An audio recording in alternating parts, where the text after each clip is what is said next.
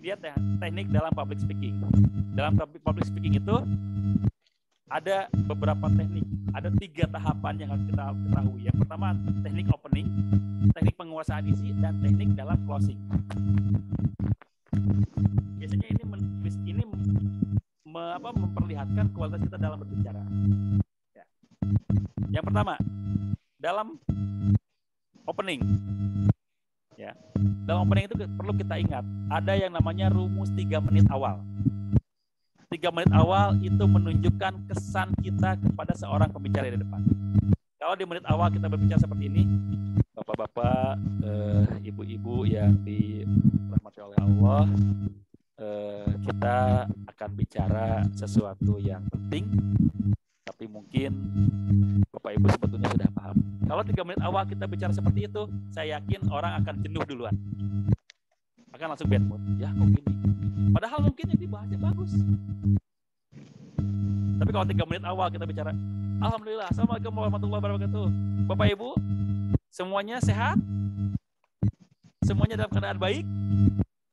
3 menit awal kita sudah diperlihatkan dengan antusias, dengan semangat, insya Allah akan kelihatan bahwa kita bisa menyampaikan materi dengan baik. Ya, makanya supaya 3 menit awal kita bisa kelihatan kesan yang bagus, ada tipsnya. Yang pertama, ketika menit awal dengan bertanya. Contohnya, saya adalah seorang terapis bekam. Begitu memulai aktivitas, memulai presentasi, saya biasanya bertanya dulu, bapak-bapak, ibu-ibu di sini ada yang pernah dibekam? Nah, ada yang mungkin, ada yang pernah, ada yang belum. Kalau yang belum, saya kasih tahu nih, ternyata Pak, di bekam itu enak. Darah kita keluarkan, yang statisnya, yang kotornya, dan di dalam tubuh kita ngalir yang freshnya, sehingga tubuh kita lebih fresh. Dan dengan bekam, insya Allah akan lebih sehat. Orang langsung punya imajinasi lain. Wah, bekam kayak gimana sih? Kok bisa menyehatkan? Dari pertanyaan. Ya. Jadi untuk memulai biasa boleh dengan bertanya. Kayak tadi Bu Nina kan bertanya dulu. Ada yang bisa bantu saya? Ada yang tahu dong? Mohon. Nah, seperti itu bagus. Untuk memulai supaya lebih lancar. Apalagi kalau ketika kita bertanya, ada yang menjawab dengan mungkin contoh-contoh yang asal. Dengan contoh-contoh yang asal, itu bisa membuat kita lebih semangat lagi. Makanya dalam opening, yang pertama biasanya kita bertanya. Coba tanya dulu. Bapak Ibu sehat? Wah, kayaknya sehat. Tapi udah makan belum? Udah ya, udah makan. Kalau udah makan, harusnya semangat dong. Ketika nanti kita belajar di sini, semangat ya semuanya ya. Itu bisa diterapkan. Jadi pertama bertanya, opening itu saya lebih suka bertanya. Yang kedua, mengutip. Contoh, coba ambil quote dari orang-orang terkenal. Coba ambil itu. Bismillahirrahmanirrahim. Assalamualaikum warahmatullahi wabarakatuh. Kita mungkin sering mendengar bahwa mensana in corpore sano. Di dalam tubuh yang sehat terdapat jiwa yang kuat. Saya tanya di sini semuanya sehat? Semua jiwanya kuat? Jangan-jangan sehat tapi jiwanya nggak kuat. Jangan-jangan sekarang lagi stres, jangan-jangan sekarang lagi depresi. Oh, alhamdulillah. Sehat fisiknya, sehat juga jiwanya, cuman sayang dompetnya lagi nggak sehat. Nah, bisa seperti itu kan. Dari kutipan-kutipan itu bisa kita pelajari lagi gitu. Kutip aja. Yang berikutnya, sambungkan. Menyambung dari mungkin materi yang sebelumnya. Ya. Menyambung dari materi yang sebelumnya. Mungkin kita sebagai pemateri yang nomor keberapa, ya kita sambungkan. Tadi kita sudah sama-sama dengar nih bahwa A, B, C, D, E misalnya seperti itu. Nah, ternyata kalau kita menjalankan D bisa seperti ini ya Bapak Ibu ya. Nah, sekarang saya akan bahas yang berhubungan dengan itu. Silakan sambungkan. Kemudian bisa juga dengan storytelling. Nah, kayak tadi tuh. Kalau saya kasih gambar tadi, kalau Bapak Ibu storytelling itu akan lebih maksimal keluar kata-katanya. Contoh tadi kan, pesawat. Kalau kita deskripsikan dengan pesawat itu adanya di bandara. Kalau kita mau mau naik pesawat harus punya tiket. Tiketnya bisa online, bisa offline. Habis itu bingung, ya pasti. Tapi kalau tadi storytelling, pesawat di udara saya lihat mereka berterbangan dengan luar biasanya. Sementara saya sendiri belum pernah naik pesawat. Kenapa? Ya karena memang selama ini saya belum pernah punya uang buat naik pesawat dan juga nggak punya tujuan mau naik pesawat kemana. Kenapa ya? Karena memang saya berasal dari keluarga seperti ini, saya basicnya seperti ini. Ya, terus ceritakan tentang diri kita, itu akan lebih panjang lagi. Dan untuk opening pun bisa storytelling. Bapak Ibu pernah mendengar, ya, Bapak Ibu pernah mendengar hal seperti ini? Ya. Oh belum. Oh kalau belum, coba saya akan sampaikan hal seperti ini. Ceritakan terus, itu akan lebih maksimal. Ya. Storytelling, silakan ceritakan. Ya. Itu dalam opening. Kalau dalam isi itu silakan ada teknik membaca. Seperti tadi ya, Bu Puan itu tekniknya teknik membaca. Ada juga yang teknik menghafal. Sudah dibaca, dihafalkan, dan ada juga yang teknik point to point. Ya. Point to point, jadi jelaskan point to point seperti apa. Jadi kalau misalkan Bapak Ibu, saya bukan tipe pembaca nih, saya nggak suka membaca kalau misalkan menyampaikan materi. Karena kalau saya menghafal juga, saya susah hafalnya. Silakan Bapak Ibu tuliskan poin-poin yang akan disampaikan dengan catatan Bapak Ibu sudah bisa mengembangkan apa yang mau disampaikannya. Ya. Dengan catatan itu, Bapak Ibu punya poin-poin apa bisa mengembangkan poin-poin yang mau disampaikan tadi. Dan ada juga yang menyampaikan isi itu dengan impromptu. Impromptu itu dadakan. Nah, tadi seperti tadi.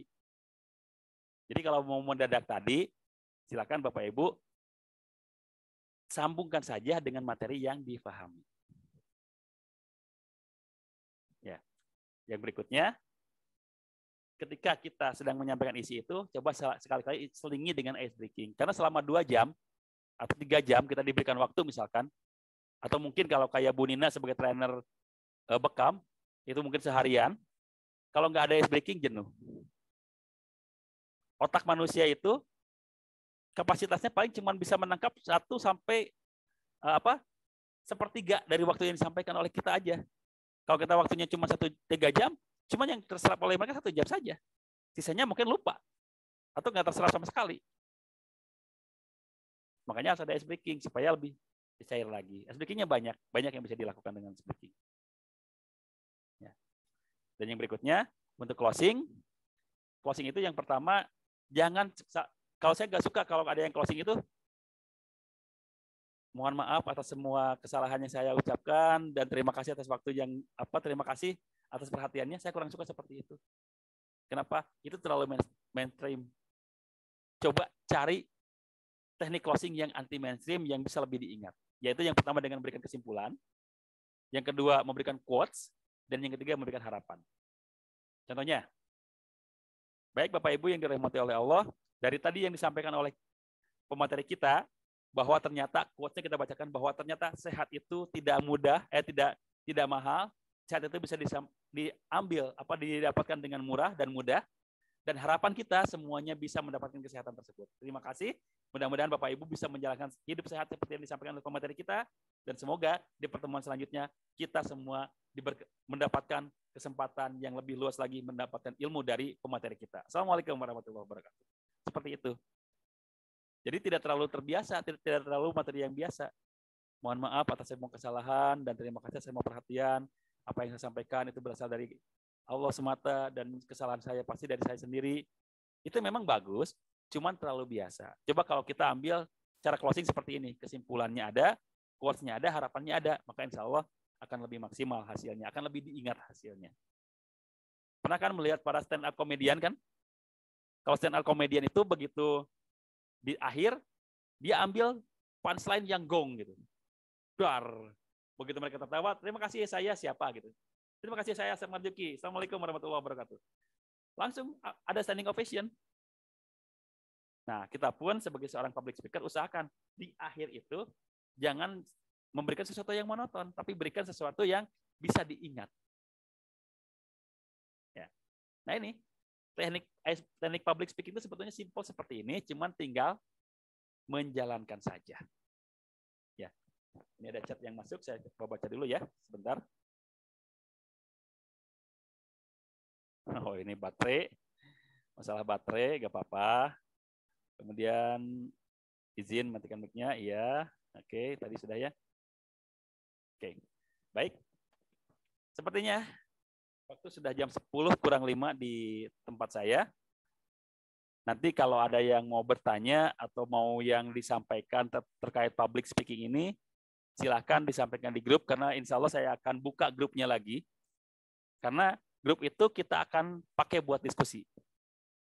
Berbagi pengalaman, barangkali di kesempatan lain Bapak Ibu ada waktu untuk menyampaikan sesuatu di depan umum, ada kendala, ada yang memang perlu di-share, silakan, grup itu insya Allah terbuka. Karena tujuan kita itu belajar tidak mungkin bisa sekali bisa. Belajar itu pasti harus continue. Saya pun seperti tadi saya bilang, mulai terjun ke dunia public speaking itu dari tahun 2002. Sekarang 2022, sudah 20 tahun terjun ke dunia public speaking.